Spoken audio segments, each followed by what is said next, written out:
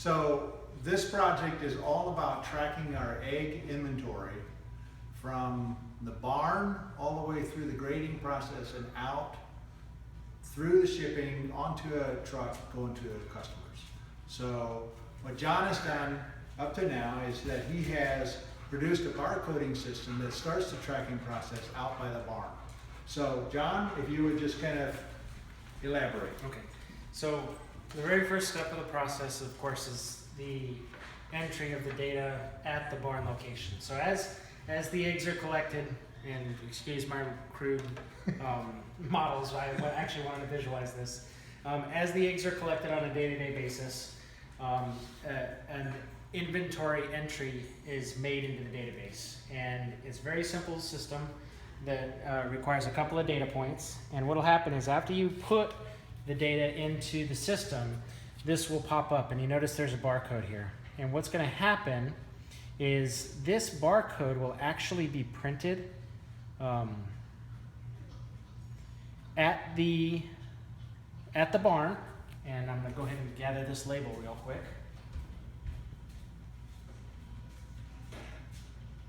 So when a inventoried item is put in, this label will spit out, and this will actually get attached to the pallet itself. Okay, here we go. So what you'll notice is there's some key data points here. There's a pallet ID, the producing barn, the date that is produced, and the current location of the eggs. And we'll go ahead and say that this is attached to this pallet, and it goes into the cooler, okay, at the barn location. At some point, a driver is going to show up to pick up this pallet, and we're going to call this truck pickup and movement tracking. So anytime the inventory item leaves a cooler, goes onto a truck, gets checked in at the grading in this facility, there is an entry made in the database. And it doesn't matter what device we use, we can get a device which can do this no problem, but this is what actually is going to happen. So there's a little thing called the QR code. This is that barcode right here. And it's as simple as the driver walking up to the palleted item, putting the barcode in the box, and it immediately opens up that inventoried item on his mobile device.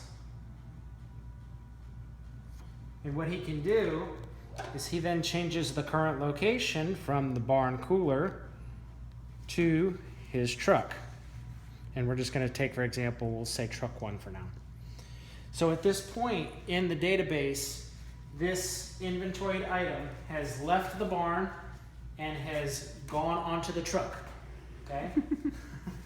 Then, once it reaches the sorting facility, again, whoever pulls it off the truck does the exact same thing. They go ahead and scan that item again, they open it up, and they change the location to, say, Dutch Country Organics Headquarter Cooler 1. And these can all be changed, but I just did these for visual purposes. At that point in the database and in our analytics tools, this inventory item now shows that it's at the headquarter facility. So it's gone from the data that was the data that was pulled off of the barn floor or off the belt or the bucket, put onto the pallet, shipped to the facility via truck, scanned into the facility into the cooler. That's correct. And that we're up to this point. So what's going to happen again when it's ready to be put in and graded for an order, okay, grading and order entry. Same thing's going to happen. Somebody's going to go to the cooler and get that pallet or multiple pallets for an order, okay? And there will be a machine at the front end of the grading, a computer at the front end of the grading machine that's actually going to generate the data points for the order that we're about to prep, okay?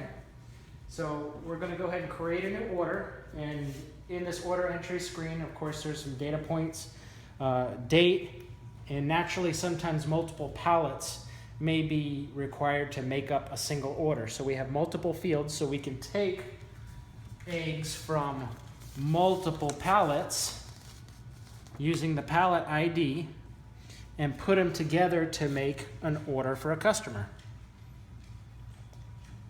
And all of this will be put into the database so that we can track which pallets made up that individual order. So they go into the grading machine, come all the way through to the end, to where, well, you've already put the orders in. Yeah, one Okay, second. yeah, right, One okay. second. I do want to call this out. So, additionally, we will be keeping track of the type, the packaging that we're using for the specific order, the size, the grade of the eggs, and the box size.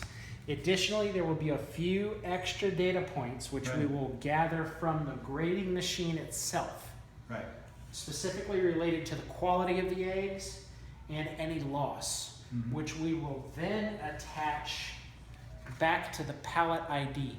so we can track it all the way back to the barn, always keeping track of where it's going back to the barn. Right. So from the time it was laid, now we've got it tracked all the way through the grading machine. Right. Now when it comes off the end of the grading machine, of course, the last thing we have to do is print the corresponding label, which, as you can see, we've got labeling. So I've already built a couple of labels. We're just going to go ahead and use this example label that I have here, which came from you guys. At this point, we'll go ahead and print this label for this order. Naturally, there's a possibility that we may need multiple of these labels, and it's as simple as changing that right there. From 1 to whatever, 1 to 10, whatever. 15, 20, And 30. the date changes too, so you can have the proper date in there. Yep.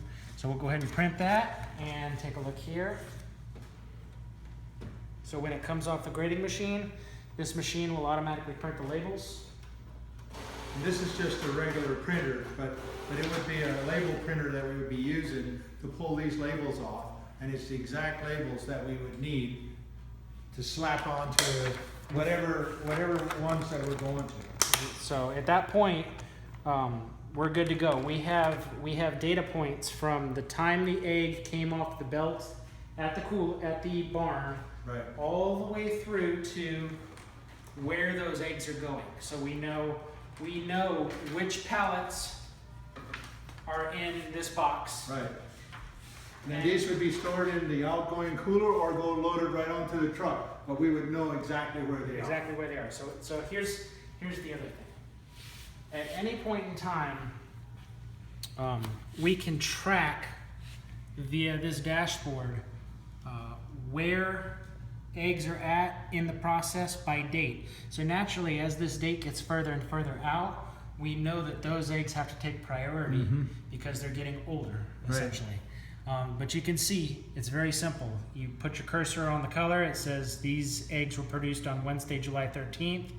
They're currently on truck 1, and that's the total count within that pallet. So you can see, it's very simple to look at and to identify what's going on at any given time. This dashboard we can also tweak to show loss. Right. Since we're gathering the data points for the quality of the eggs, we can also correlate the quality of the egg all the way back to the originating barn and tell which barns are producing the best eggs and which barns are not producing compared to the other barns and start to...